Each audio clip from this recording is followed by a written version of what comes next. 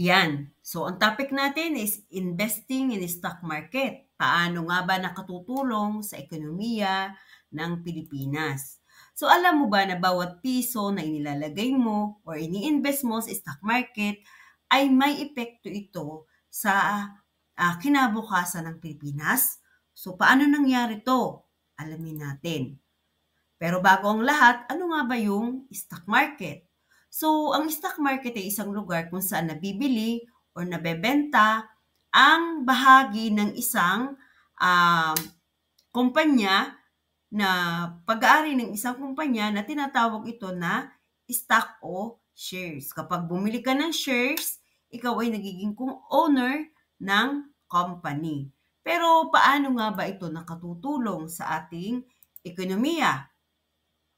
Unang-una, syempre dyan is yung dito nanggagaling yung kapital ng isang kampanya. Maraming investor, so nagkakameron ng kapital ang isang kampanya. At kapag nagkameron ng kapital, makakapagtayo sila ng another company, then makakalikha sila ng trabaho. So maraming negosyo, maraming trabaho. At syempre, mas napapalawak nila yung innovation. So, lumalaban sa kompetisyon, so mas napapaganda ang produkto at serbisyo.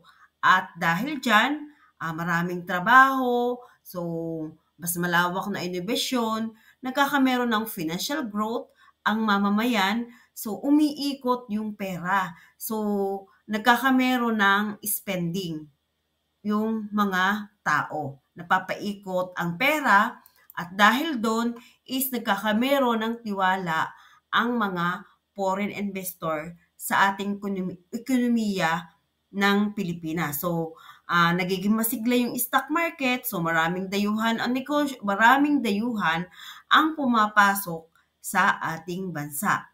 So, ano ngayon yung magagawa mo? So, maaari kang magsimula kahit sa maliit lang na halaga. So, hindi mo lang tinutulungan ng iyong sarili, tinutulungan mo rin ang ekonomiya ng Pilipinas. So, yan. So, para matandaan mo, so ulitin ko yung mga kagandahan ng pag-i-invest sa stock market. So, kapag nag-i-invest ka sa stock market, nakakatulong ka sa ekonomiya dahil dito nanggagaling yung kapital para sa negosyo. So, nagkakameron ng trabaho para sa mga Pilipino,